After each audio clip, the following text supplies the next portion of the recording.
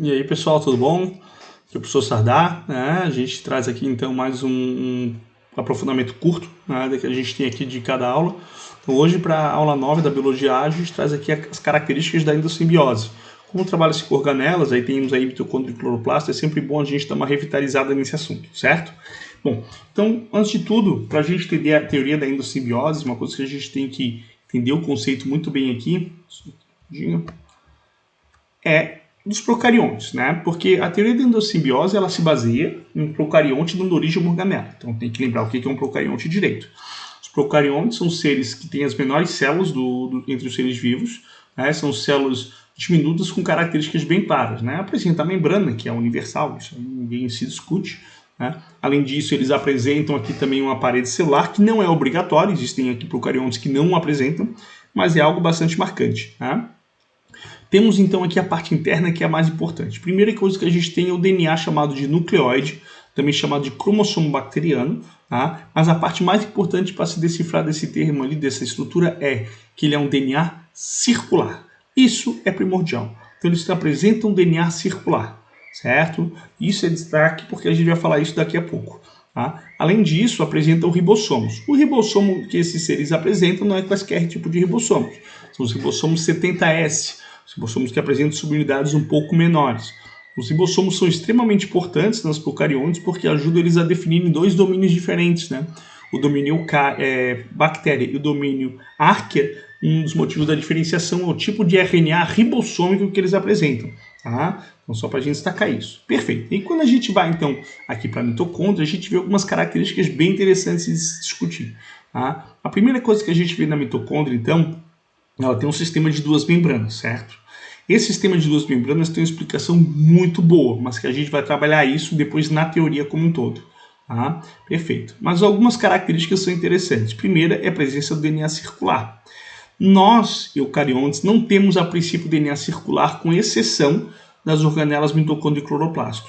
O DNA circular é uma característica que é quase que exclusividade dos procariontes. Então, a mitocôndria apresentar um DNA circular é algo bastante interessante. Outra característica interessante desse DNA é que ele não apresenta introns.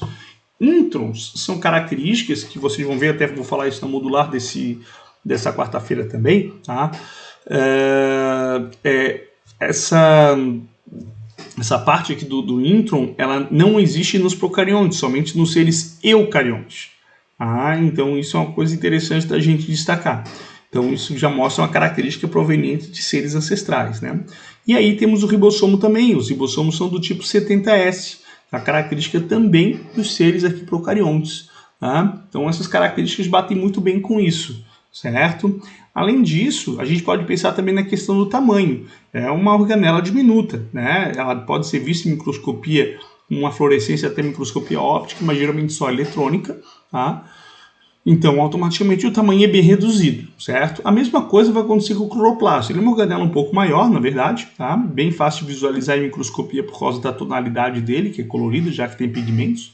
Tá? Mas apresenta DNA circular, apresenta inexistência de introns e também ribossomos do tipo 70S, certo? Então, essas duas características entram na chamada teoria da endossimbiose, né?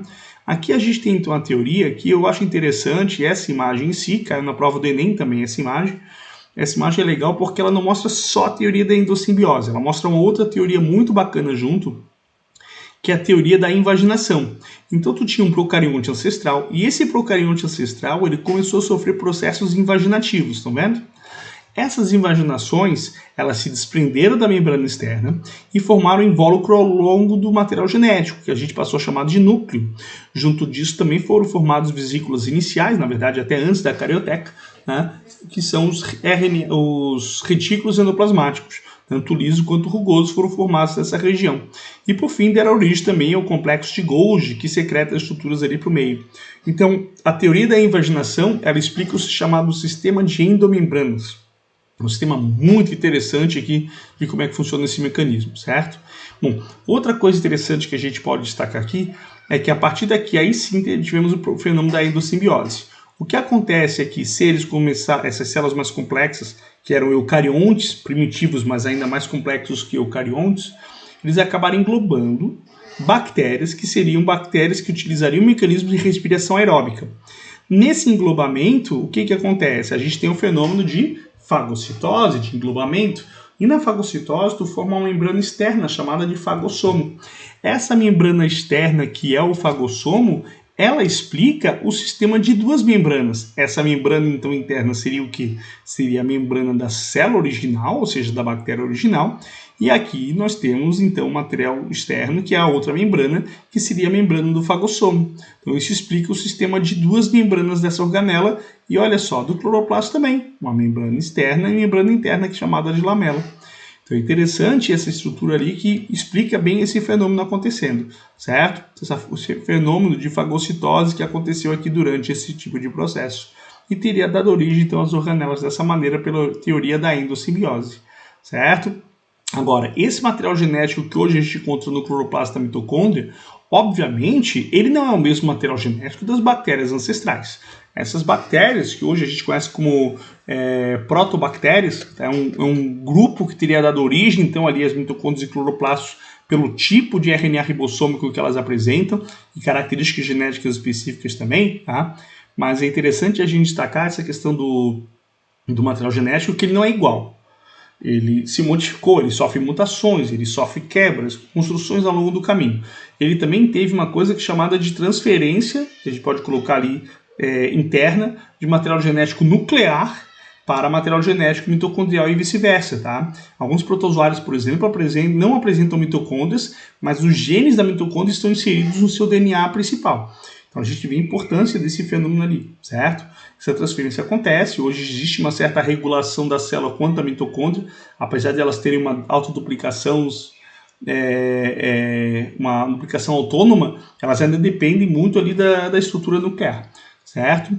Bom, mas essas mitocôndrias, principalmente a gente destaca, que eu acho muito interessante, é a sua origem, né? São estruturas que vieram, então, ali, então, dessas bactérias e são passadas através do gameta feminino e não do gameta masculino. Não que não tenha resquício de passagem pelo gameta masculino, mas a gente desconsidera pelo número muito pequeno. Então as mitocôndrias têm origem preferencialmente maternas, tá? Então pode colocar até aqui exclusivamente maternas, dependendo do vestibular, tá?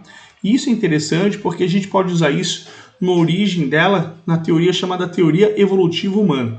Tá? Na teoria da evolução a gente tem então uma coisa, esse quadro eu acho ele muito legal. Esse quadro aqui é sobre a chamada Eva mitocondrial.